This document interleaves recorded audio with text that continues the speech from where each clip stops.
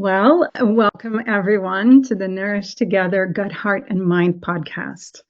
I am very excited to announce our guest today, Lisa Goldberg. Thank you so much, Lisa, for being here today and talking to us about weight loss, mindset, and what the missing piece is for so many of us when we are in this road to feeling better in our bodies and to, changing our shape a little bit. Lisa is a nutritionist and weight loss coach with a master's degree in clinical nutrition from New York University. She's also a fellow author. Her book is called Food Fight: Winning the Battle with Food and Eating to Achieve Sustainable Weight Loss. And she's got certifications in weight loss as a weight loss expert, as adult weight management, and is licensed by the state of New York. Thank you so much, Lisa. How are you? I am good. Thank you so much for having me, and I am so excited to be here and have this conversation with you today. Wonderful. We met actually from one of the communities that we belong to, and I got to be part of Lisa's summit called The Right Way to Weight Loss, which was a wonderful summit and so packed full of wonderful interviews and actionable steps for people to take. And I feel like I've been following your work since, and I feel like we're so aligned, especially in helping people with the mindset piece. Not so much what to eat, certainly we can help with that, but that's not the whole picture. And that so much is about our thinking, our behavior, and what leads to the thinking and the behavior, the feelings and emotions. And I love that you really focus on helping people end the struggle and the yo-yoing. And can you tell us a little bit about how you came to this work? Yes, absolutely. So, my journey with nutrition started when I was a freshman in college. And so many people, you leave, you go to school, and within no time flat, I was 15 to 20 pounds heavier than I left home. I mean, so much so when I went home for Thanksgiving, my mother basically looked at me when I got off the plane and said, "What the heck happened to you?" Right? Because this wasn't the kid she dropped off. And so I spent probably my whole freshman year yo-yo dieting because I didn't really have to, diet before because I was a pretty athletic kid and, but in school it was different, right? Just the way you ate, the food, eating late at night, going out often with your friends. And so I spent the whole year yo-yo dieting, and I went on every diet, right? It was just kind of like the Slim Fast diet, the Cambridge diet, the stewardess diet. I'm probably dating myself, but it was just so it was just I would gain, I gained the weight, but I'd lose the weight through these diets. But because I didn't change anything else, right? I kept going back to what I was doing. The weight kept coming back.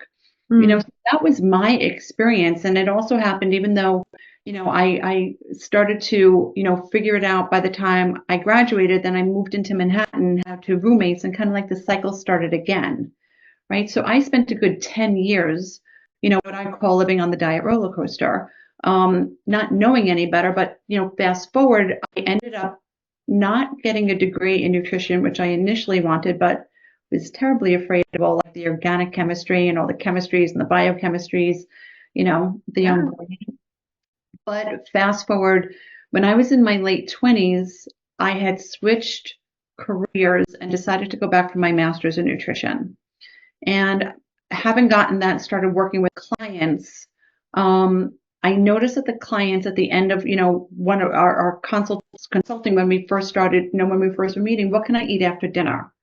It was so many people, men and women, asked me that question. And I was like, but if you just ate dinner, you're not hungry. So why do you want to know what to eat? Mm-hmm. And it's because so many people asked me that very question that I started to explore mindful eating and emotional eating, and kind of really got on the path to really fully understand what that was all about. And then in doing some personal development work for myself, for my business, really started to understand limiting beliefs, right? And the stories that we tell ourselves and how our brains are programmed a certain way. And we live what we believe to be true. Our thoughts create our reality. Right. it's just that's when I started to recognize that diets don't work. They were actually, well, they work until they don't anymore. Hmm. It's about what's underneath for so many people. So I started just moving from typical, eat this, not that kind of nutrition counseling and protein, fat, and carbs. Yeah. Because at the end of the day, so many of my clients had been on so many diets, they knew how to lose weight. They didn't know how to change the habits and behaviors that got them to be overweight in the first place. Right. And that made them gain it back every time they lost it. Right. Exactly. But also, you know, me having the experience of yo-yo dieting, right? I now fully understand how my clients' brains work and their thought process, right? And so I teach what I refer to as the mind shift method, in my programs and workshops or summits and stuff like that, because I do believe it's all about shifting your thinking and your mindset so that you can change those habits and behaviors that get you to emotionally eat. And it's the emotional eating that actually leads to the yo-yo dieting, I believe. Hmm. Does that make sense? Yeah, absolutely. And I think, there's also our position on, say, like emotional thinking. So many people come to me and they're like, "Oh, I know it's wrong, but," and it's like, well, it's not wrong. We're emotional beings. Like, and eating is such a part of our growing up, of the way our brain is wired with reward paths, right? Sometimes people show love through food, through sweet foods, and usually the foods we probably don't want to eat a lot of. Those can come to mean love and attention. And so the fact that we do go to food to deal with feelings and emotions is not wrong. It's part of life, but it's, I think, understanding that and not having this constant fighting with it. Because I think when we up the stress around how we behave, we Mhm. start acting against ourselves, right? Every time we resist something, like what we resist persists. And so I think for me in my work, there's a lot about entangling those feelings about how we feel about the way we behave and understanding why. So how do you deal with that in your practice, Lisa? Well, I try to get my clients to really pay attention to what they're thinking, right? Because your thoughts create your feelings and emotions. And there's a way our brains are wired, like you said, from childhood, right? Food for a lot of people was love, right? That's how a lot of, families showed love with food. But then there's also sometimes the scarcity mindset, right? Where food wasn't enough. And Mm-hmm. or, food as the reward, finish your dinner, clean your plate, you can't have dessert, all the messages that we get around it, right? And somehow it's the sweet stuff for most people that is like the bribe, so to speak, right? Yeah. Finish your homework, we'll go out for ice cream. If you clean your plate, then you get dessert. And so we believe that, this food is somehow more special, right, than other foods because we put it on we call it treats, Mm-hmm. right? Yeah. The clients that I work with that struggle with their weight, I'm like, let's kind of like back it up. Think about it. If weight loss is really your goal, are you really treating yourself, right? Because, backing up for a second, I kind of coach in how much and how often in 7 days. So I don't believe that you need to live without eating a cookie or having a cheeseburger and fries or, Mm-hmm. having your, favorite dessert. I mean, like I always say, joking around, brownies are my kryptonite, right? So, but it's about how much and how often, because I truly believe we only eat that food for pleasure because there's no health benefits related to it. And so if you're going to choose to eat it, like I'm a big stickler for the words that we use, right? And a lot of people, and I call it the dieter's mindset, who struggle with their weight and have been because of yo-yo dieting or being on a million diets, they have a way of thinking because of it, and they tell themselves, I can't or I'm not supposed to or I shouldn't. Mm-hmm. And that sounds very negative and restricting, and that gives people the feeling of deprivation, right? Yes. But when you use words like I choose to or I choose not to, right? And if I choose to, is it emotionally driven, Mm-hmm. right? Am I using this food right now to cope with the way that I'm feeling? or am I choosing it because sometimes you just feel like a little something sweet, Right. right? And there's no regret or remorse when it's a mindful decision versus being emotionally driven. Yes. So I really kind of help my clients unpack what they're telling themselves because oftentimes people regret eating something. Why did I do that? I shouldn't have done that. I can't believe I ate that. But if Hmm. you listen, you actually give yourself permission to do it, right? Hmm. Not only do your thoughts drive and create your emotions, it drives your actions. Hmm. So it's kind of really helping people, what I call raising the volume on what they're thinking. And if you think about it, most of the thoughts that you have, especially around food and eating, um, make no sense, right? Like, for instance, I work with a client that said the calories she eats on the weekends doesn't count, right? There's the story that she told herself, so she ate whatever she wanted, but what she really wanted was to lose weight and obviously not gain it back again. Hmm. But believing that to be true, because your brain believes what you tell it the most, she was convinced that I could eat whatever I want on a weekend. Um, but when she and I had the conversation, she's like, I know this sounds kind of crazy, but this is what I would tell myself. Right. And it's sabotaging the efforts she put in during the week. Right. So yeah, I love that you said that because when I brought up the stress before and this like resistance, it's exactly what you said about the feeling of deprivation. And so many of us have a very strong inner rebel. I know I do. And it's like the more something becomes this negative attention item where it's like, I can, at some point we go, oh, screw it. I'm just going to have as much of it as I want. And so that reducing a lot of that friction in the thinking and in the relationship with the food, whatever that particular item may be, or maybe it's a set of different foods, or sometimes the behavior of like, oh, it's the weekend or it's vacation. I agree with you 100%. I don't think we have to be, it's not about, life is not just about eating for health, but knowing that we have the eating for health and eating for pleasure, and how do you balance both. And there's a lot of eating for health that is so pleasurable, which is the other thing too, right? Helping our clients see that there's a lot of really healthy foods that are actually absolutely delicious if you prepare them in the way that suits you. Yeah, and what I find is when my clients begin to actually do the work and start to eat better, they Mm-hmm. find those foods. They recognize they find their favorite meals, Mm-hmm. right? Things that because I always say you have to like the food that you eat, right? It has to ring all the bells, physical, mental, emotional Yes. bells, because there's nothing worse than eating something because you feel like it's going to help you lose weight and then you're not satisfied. And though you're not hungry, you're still looking for that one more thing to ring the bell. Yeah. Right? So it's really important that, you know, whatever you're choosing to eat, you're liking what you're eating. You're enjoying what you're eating. You're getting pleasure from those whole foods, however you put it together, right? Mm-hmm. So, but I do see that people are just like, and things begin to taste differently because your palate does begin to change. Yes.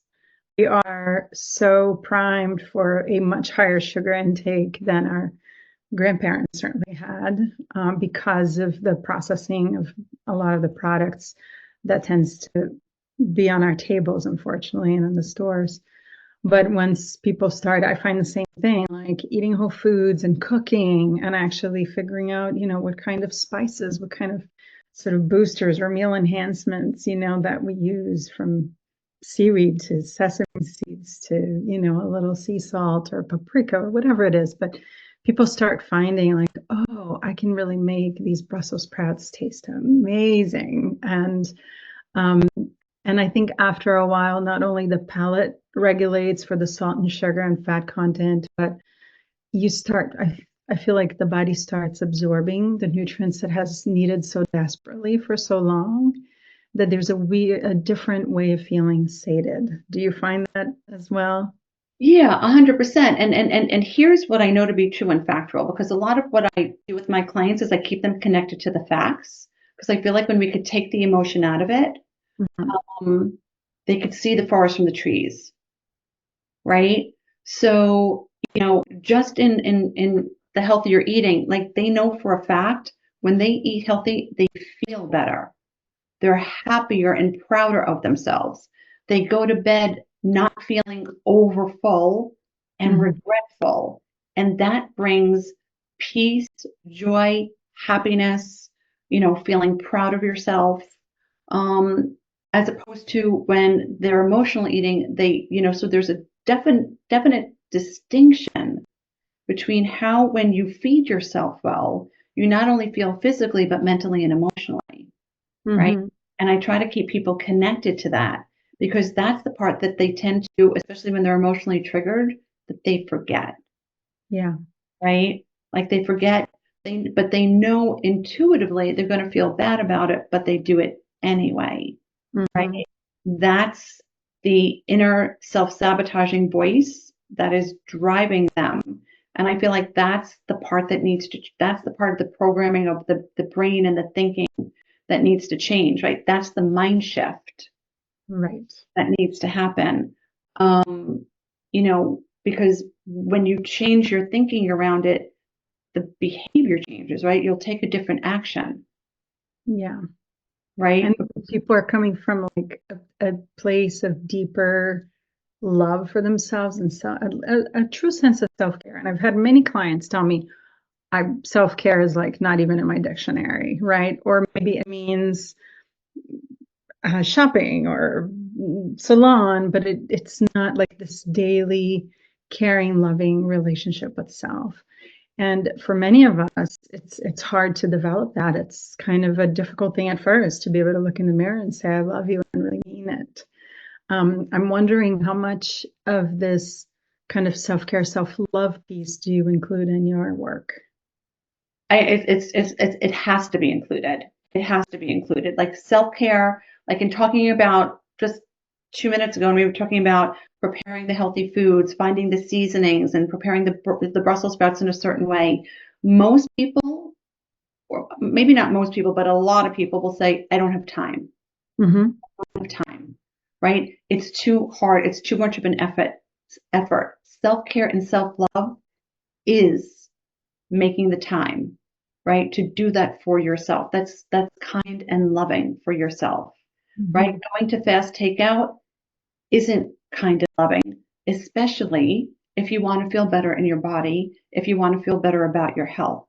So watching the mindset and the thinking, because the truth is it doesn't really take as much time as you tell yourself it does to Right. prepare that healthy meal or get into a routine of doing a little bit maybe the night before or the morning and then finishing it off like later on. Self-care and self-love is such a huge part of the transformation to overcome emotional eating, right? So people could finally stop yo-yo dieting. Just the other day, a woman in my group program was saying how she learned to love herself more and forgive herself from stuff from the past, and she realizes now I no longer want to hurt myself with food, Mm-hmm. right? Because when she used to emotionally eat and stuff all those feelings down with unhealthy food, she realized that it was being unkind and it was almost like a punishment. Mm-hmm. And it didn't actually make her feel better. And now she's of the mindset of, but I love myself, so why would I want to do that to myself? Because that's unkind. Yeah, beautiful. I love that you brought that up because I see that too so often. And I've had clients say to me, sometimes they even do it as they want to punish somebody else because they feel like whether it's their children or their parents or their spouses, if they feel a sense of judgment into what they're eating, the eating of it is almost in like, and then realizing, well, but I'm actually punishing myself when I do that. I'm not punishing anyone else. From that to talking to somebody after working with her for 6 months, and she said, I definitely lost weight. I feel really good. But beyond that, I lost something much more important. The self-loathing is gone. And that to me is what the work really is about. And this weekend, even talking about how the Dalai Lama, in one of his first trips to the West, maybe it was the very first one, and people were saying, like, how can we end self-loathing? And that he couldn't understand the question that it took something like 15 minutes with the translator, because he's like, but who's doing the hating? Who's doing the loving? And people were saying, well, us, to ourselves. And the notion of self-hatred or self-loathing was so foreign to him, because it's much more in our culture, I think, than it is in most places around the world. And it's something that messaging from media, from, culture in general is coming in, and that little voice has seeped inside and somehow is telling us we're never doing enough, we're never going to be enough, might as well just eat something that's going to at least give us some temporary relief. And that's the voice that is so needed to be heard and worked with, right? Yeah. Yeah. And I do when I'm doing my work, I say you have two voices, the logical voice and the rabbit hole voice. The logical voice will always be there trying to protect you, saying, are you sure you want to do that? Right? And the rabbit hole voice, because it's spoken so loud for so long, until you learn to shift the power, right? The rabbit hole tends to win out until it doesn't. Beautiful. I like that. The rabbit hole voice. Can I borrow that? Absolutely. So, what would you say if there were? I mean, obviously, I so know that there is no magic bullet, because every person is different and they're coming in from different backgrounds and different dynamics. But if there were maybe 2 to 3 things that you could say, here's some things to consider for the audience, on changing the power dynamics between those two voices, or just adding more mindfulness of how their thoughts are leading to emotions that are leading to eating, what would you offer? Well, the first thing I'd say, if you're feeling badly, if you're feeling frustrated, angry, worried, sad, right? Any of those negative feelings, check in with what you're thinking. Notice the thoughts that you're thinking in your head in that moment, because that's creating how you feel. And if you want to feel differently, you could just make a decision to change the thoughts, right? Oftentimes, as humans, for whatever reason we just create these stories or scenarios in our mind about something or someone, and they're probably either didn't happen, not likely to happen, or if they happened, we ruminate on them when we don't have to, right? So notice what you're thinking depending upon how you're feeling, and change the thought. Think about the vacation that's coming up, or the vacation that you just had, or just something happy, and you'll notice how your feelings begin to change, right? Your body will begin to shift. So that's one thing. Another thing when it comes to just, noticing hunger is, if you're about to eat, ask yourself, am I hungry? And if the answer is no, go do something else, right? Don't feed a non-hungry body.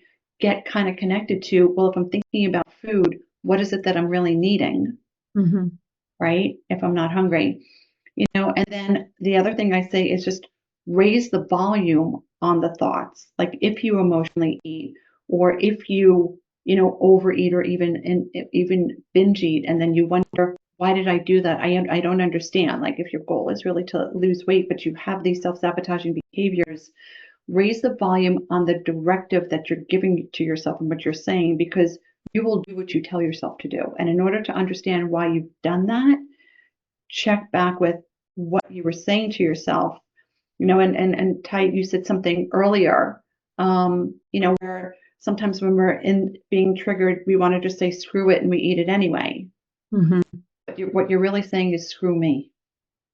Right? Because there is no it. The it is esoteric.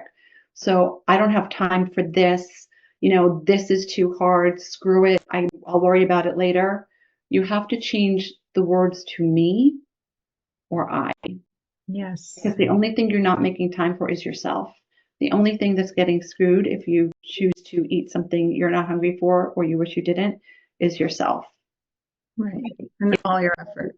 It all comes back to you. Thank you. I think, and I'm definitely putting these on the notes too. Maybe not all of them, so I want to make sure people can hear this whole conversation. It's so rich. And I love what you just said about the changing it to me, because one of the things, I do a group program called the Reset, And often, because there's a cleansing aspect to it, and there's a few foods that we remove entirely, so people can just kind of literally hit the reset button. And it's temporary, and it's about just listening to the body. But people often ask me, well, can I cheat? And so I started putting the definition of cheating as kind of the first meeting, because it means, doing something at the expense of somebody else. But when you want to cheat with food, you're doing it at your own expense. It's always like cheating means you're not cheating somebody else, you're cheating yourself. You're subtracting from all the things you've added. And especially if people are doing a program or something where it's like 3 weeks, or they're just committing, like, for this much time, I really want to listen to my body. I really want to, try these different foods.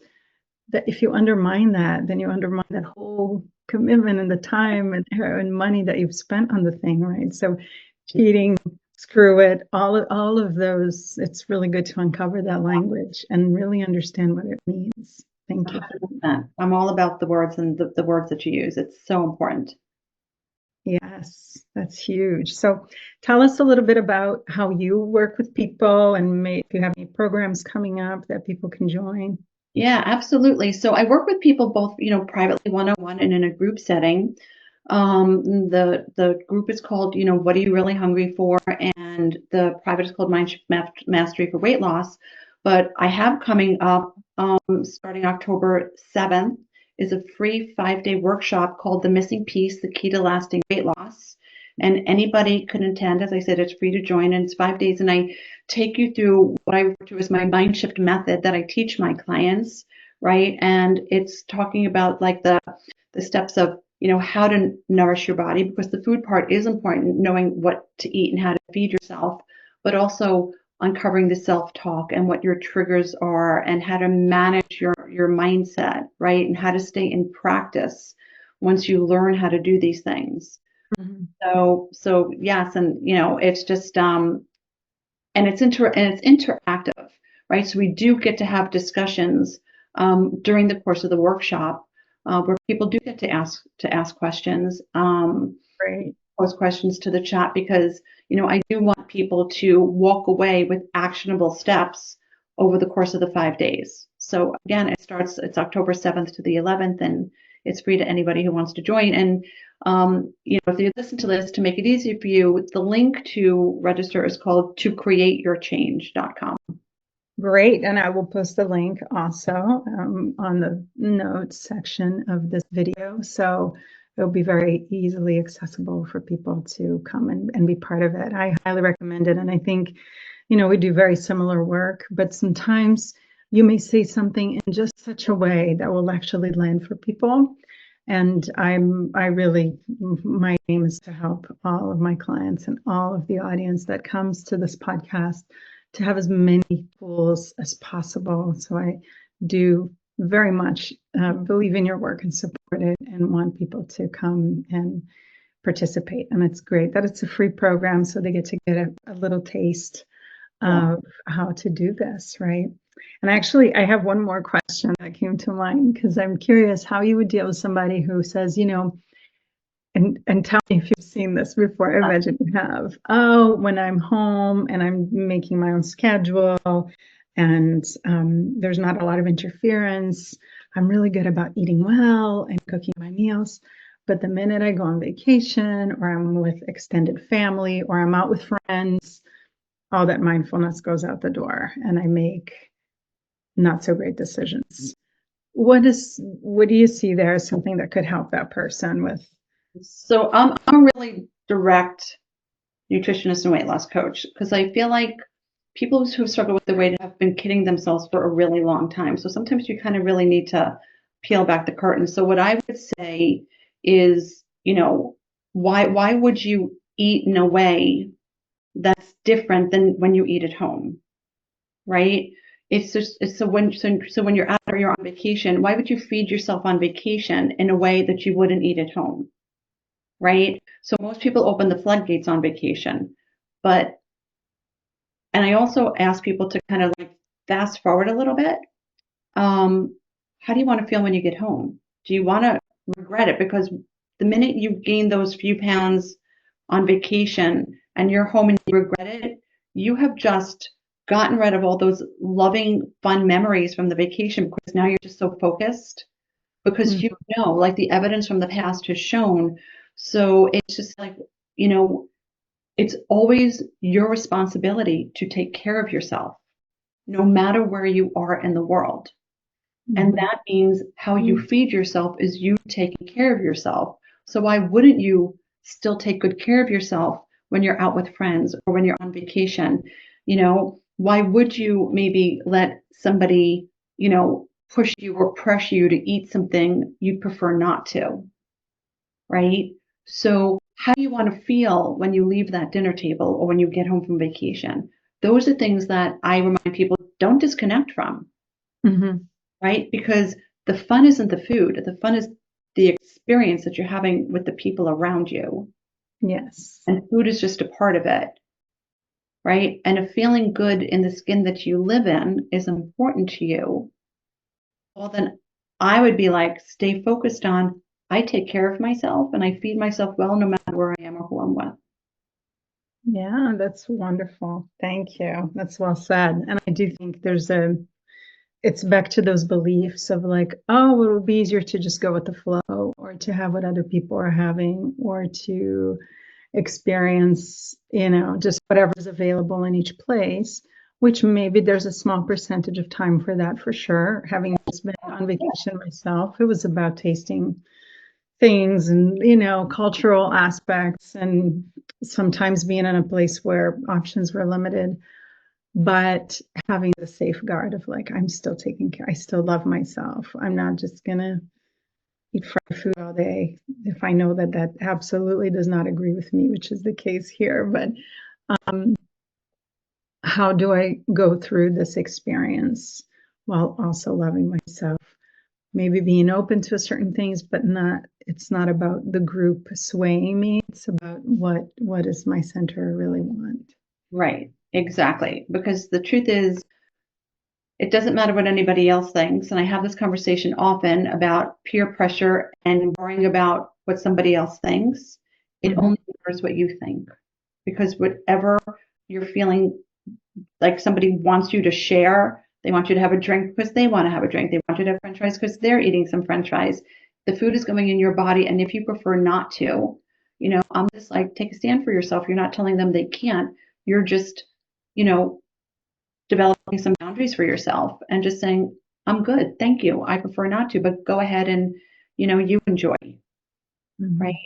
So it's not for you to make somebody else feel better to want to overindulge if you prefer not to. And even uncovering the things that it would absolutely be a no matter who was with you, right? Like sometimes I'll bring up the example of cigarettes, so especially if my client is a non-smoker. But it's like, well, if your friend said, here, smoke the cigarette with me, would you? And they're like, absolutely not. Like it's so clear for certain things that boundary can be so clear. And yet food gets fuzzy because depending on what we tell ourselves treats are, or oh, I deserved it, or oh, it's okay. So I do like just the notion of really continuing to raise the volume on what is the thinking and how are we justifying the behavior, right? 100%. Yeah. 100%. Well, Lisa, this was so rich. Thank you so much. I hope Thank you so much for having me. Yes, and we'll have all your info in the show notes. And if you want to find Lisa, she's Lisa Goldberg Nutrition.com. So we will have links and everything else. Thank you. Thank you so much. I loved being here and I love having these conversations.